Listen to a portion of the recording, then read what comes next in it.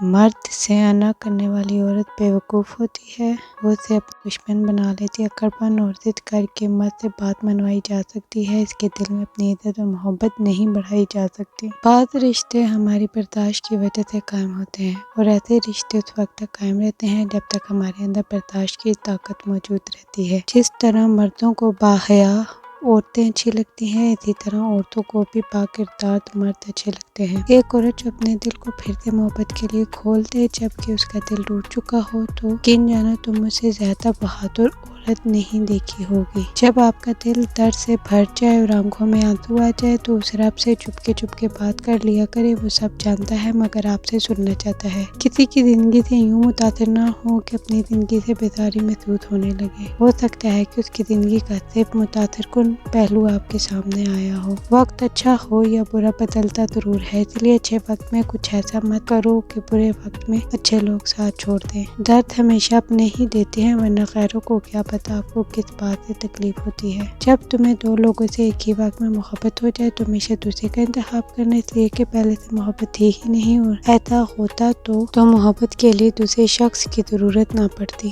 ایک عقل مند عورت کبھی بھی پیسوں کے پیچھے نہیں بھاگتی کیونکہ وہ جانتی ہے کہ محبت انمول ہے۔ عورت کو اگر وقت، محبت، اعتماد اور سب سے خاص چیز عزت دی جائے تو وہ جان تو دے سکتی ہے مگر بے وفائی نہیں کر سکتی۔ عورت کو ہمیشہ یہ امید ہوتی ہے کہ اس کا مرد خود کو بدل لے گا مگر وہ نہیں بدلتا، اور مرد بھی ہمیشہ یہ سوچتا ہے کہ عورت خود کو کبھی نہیں بدلے گی مگر وہ بدل جاتی ہے۔ زندگی اچھے لوگوں سے بھری پڑی ہے، اگر آپ کو کوئی نہ ملے تو خود بن جائیں۔ پارا گرم کی کے چائے اور رشتوں میں بار بار کیے کے سمجھوتے، دونوں میں ہی پہلے جیسی مٹھاس اور ذائقہ نہیں رہتا۔ جوتا ہر دفعہ ہاتھ سے نہیں مارا جاتا، بعض اوقات زبان سے کہی ہوئی بات بھی جوتے سے زیادہ سخت ہوتی ہے۔ عورت کی دو خوبیاں ایسی ہیں جس سے مرد عورت پر منٹوں میں عاشق ہو جاتا ہے، اول خوبی معصومیت اور دوسری خوبی حسن اخلاق ہے۔